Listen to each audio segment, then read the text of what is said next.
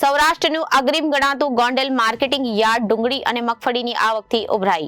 યાર્ડની બહાર બંને બાજુ ડુંગળી અને મગફળી ભરેલ વાહનોની લાંબી કતાર લાગી જવા પામી હતી. યાર્ડમાં ડુંગળીના 1.20 લાખ કટ્ટાની આવક નોંધાઈ હતી.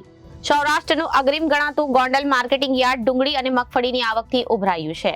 યાર્ડની બહાર બંને બાજુ ડુંગળી અને મગફળી ભરેલ વાહનોની લાંબી કતારો લાગી છે અને યાર્ડમાં ડુંગળીના 1.20 લાખની કટ્ટાની આવક નોંધાઈ છે, જ્યારે મગફળીની 80,000 ગુણીની આવક થતા પામી હતી. હરાજીમાં ડુંગળીના 20 કિલો ભાવ ₹200 થી ₹900 સુધીના બોલાયા હતા, જ્યારે મગફળીની હરાજીમાં 20 કિલોના ભાવ ₹800 થી ₹1200 સુધીના ભાવ ખેડૂતોને મળ્યો હતો.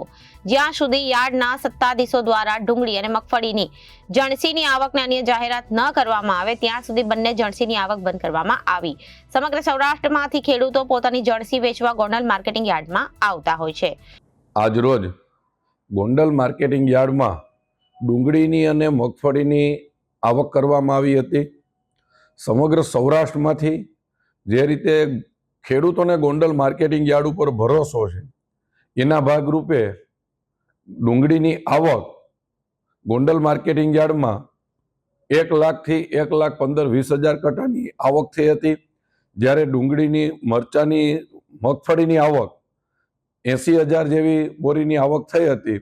અને ડુંગળીનો ભાવ અત્યારે ₹200 લઈ અને 800-900 રૂપિયા સુધી જાય છે, જ્યારે મગફળીનો ભાવ ₹800 લઈ અને ₹1200 આસપાસમાં મગફળીનો ભાવ આવે છે. તો આ રીતે ગોંડલ માર્કેટિંગ યાર્ડમાં આજે બંને આવક થઈ હતી અને ખેડૂતો પોતાનો આટલો માલ લઈને આવ્યા હતા. Bureau report Janadesh news Gondal.